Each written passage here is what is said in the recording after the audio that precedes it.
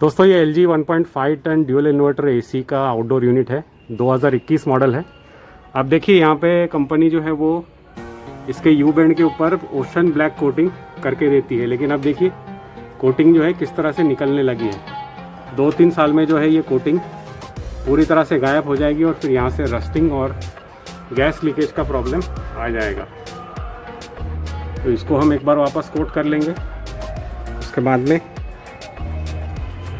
ये copper pipe बिल्कुल काले हो चुके हैं, करोजन, यहाँ पे हेवी रस्टिंग है बहुत ज़्यादा। उसके बाद में दोस्तों यहाँ पे जिस तरह की कोटिंग मिली है कंपनी ने हमको करके दी है, वैसी कोटिंग यहाँ पे नहीं की है। ये पीछे आपको अगर दिख रहा होगा तो ये देखिए पीछे के जो भी यू बैंड है ओपन है, ऐसे ही है बिना कोटिंग के। तो ये थोड़ा सा मुझे अजीब लगा।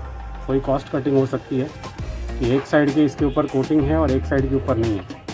ये अंदर वाले इस बेंड्स की बात कर रहा हूँ मैं यहाँ पे। उसके बाद में सर्विस वॉल्स ये भी काफ़ी काले हो चुके हैं, ख़राब हो चुके हैं, इस पर कोटिंग करना ज़रूरी है।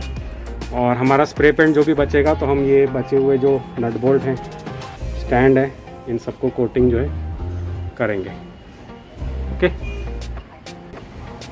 जो प्रोडक्ट हम यूज़ करेंगे वो है स्प्रे पेंट क्लियर कोट यानी कि लैकर। इसका अफिलिएट बाइंग लिंक आपको नीचे डिस्क्रिप्शन में मिल जाएगा। अच्छी तरह से शेक करना है और इसके ऊपर लगाना है।